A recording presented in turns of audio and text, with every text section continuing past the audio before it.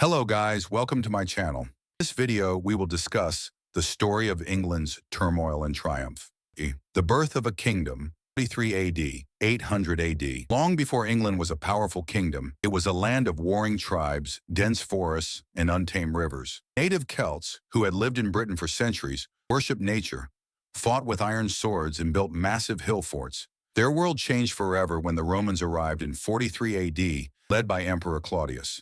The Romans swept through the land, in Celtic resistance. Legendary warrior Queen Boudica, leader of the Iceni tribe, rose against them in 60 AD, burning Roman cities to the ground, including Londinium, modern London. But her rebellion was doomed. Roman legions defeated her forces, and she took her own life rather than be captured. For nearly 400 years, the Romans ruled Britain, building roads, forts, and cities. But when Rome itself began to collapse, its legions left Britain in 410 AD, abandoning the island to invading forces. Without Roman protection, Britain fell into chaos. New invaders arrived, the Anglo-Saxons, fierce warriors from modern Germany and Denmark. They pushed the native Britons westward into what is now Wales and Cornwall, seizing the land and dividing it into small kingdoms like Wessex, Mercia, and Northumbria. For centuries, England was not a single country, but a collection of rival kingdoms, each fighting for dominance. But greater threats loomed on the horizon. The Viking storm, 793 AD to 1066 AD. The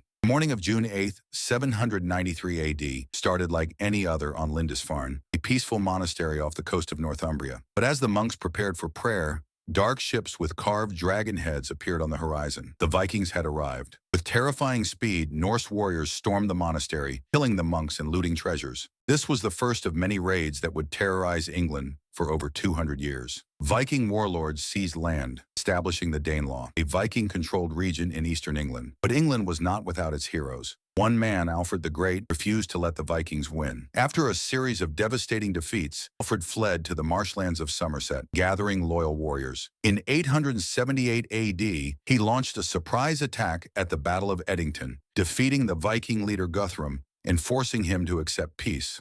Alfred rebuilt England, strengthening its defenses and encouraging learning. He is the only English king to be called the Great. Over time, Alfred's descendants recaptured Viking-held lands. By 1016, however, England fell to a new Viking king, not the Great of Denmark. Yet within a generation, the Anglo-Saxon line was restored with Edward the Confessor. His death in 1066 would set England on the path to one of its greatest conflicts. The Norman Conquest, 1066 AD, 1154 AD. When Edward the Confessor died without an heir, England erupted in chaos. Three powerful men claimed the throne. Harold Godwinson, England's most powerful noble. William, Duke of Normandy, said Edward had promised him the throne. Harold Hardrada, Viking king of Norway. Harold Godwinson first had to fight Hardrada at the Battle of Stamford Bridge, September 1066. The Vikings were crushed, but Harold's army was exhausted. Just weeks later, William of Normandy landed in southern England with thousands of heavily armed knights. The two armies met at the Battle of Hastings, October 14, 1066. The battle raged all day, neither side gaining the upper hand. But then, legend says, an arrow struck Harold in the eye and his army collapsed.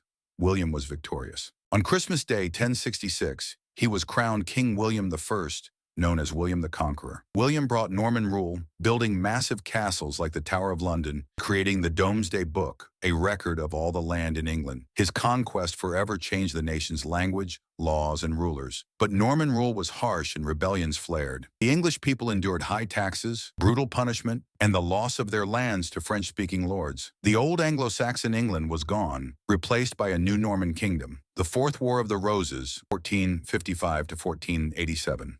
For centuries, England grew into a strong monarchy, but by the 15th century, the country fell into one of its darkest conflicts, the War of the Roses, a brutal civil war between the rival royal families. The House of Lancaster, Red Rose, the House of York, White Rose. For 32 years, England was torn apart by battles, betrayals, and assassinations. Kings were overthrown, and the crown changed hands multiple times. The most infamous battle was Bosworth Field, 1485, where King Richard III was killed, marking the end of York's rule. The victor, Henry Tudor, became King Henry VII and married Elizabeth of York, uniting the two houses.